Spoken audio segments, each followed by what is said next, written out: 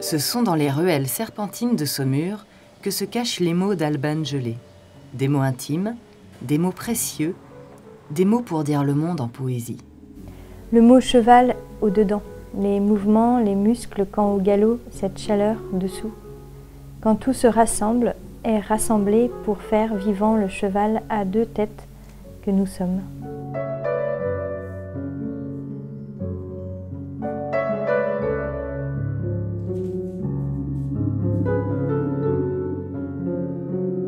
J'ai commencé à écrire finalement toute petite, voilà, comme beaucoup d'enfants sans doute.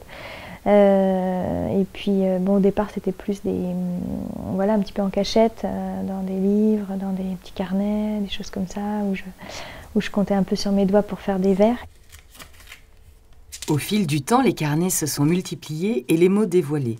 Auteur de plusieurs recueils de poésie, Alban continue pourtant de regarder avec simplicité le monde au dehors d'elle mais tout proche, comme elle le dit elle-même. En fait, c'est tous les trucs que j'utilise. Donc une fois, ça c'est toutes mes notes, puis une fois que je les utilise, je barre.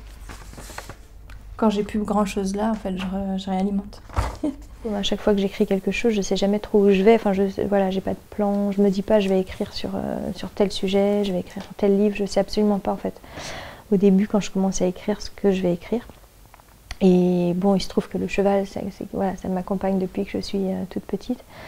Et donc c'est assez naturellement sans doute que j'ai commencé à écrire quelques textes où le cheval un peu prenait toute la place.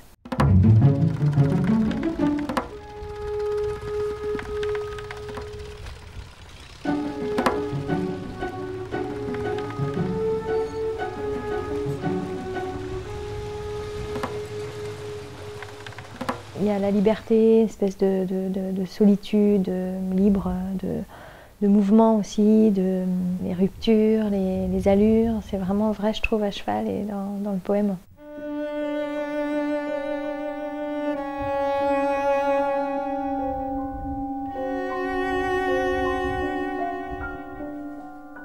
Dans le monde d'Alban, rien n'est tout à fait comme dans le monde réel. Son cheval s'appelle Bonhomme et se laisse caresser comme un chat. Et ses trois filles portent des noms de fleurs. Comme son écriture, les choses sont simples, les mots pour le dire aussi. Et pourtant, quelle est la frontière, le point de passage qui fait basculer dans la poésie?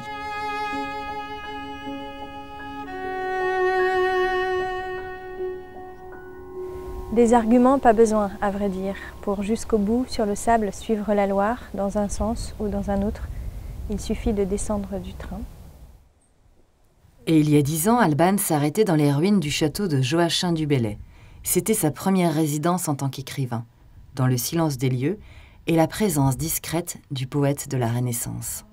C'est en écrivant que je me suis aperçue, un petit peu comme dans le recueil précédent, je me suis aperçue que j'enlevais des virgules au fur et à mesure de l'écriture, que j'enlevais des points, que j'enlevais des majuscules et que finalement ça respirait mieux comme ça. Je pense que la poésie c'est une traduction du monde en fait. C'est aussi un temps arrêté sur les choses qu'on traverse d'habitude assez vite peut-être, je sais pas.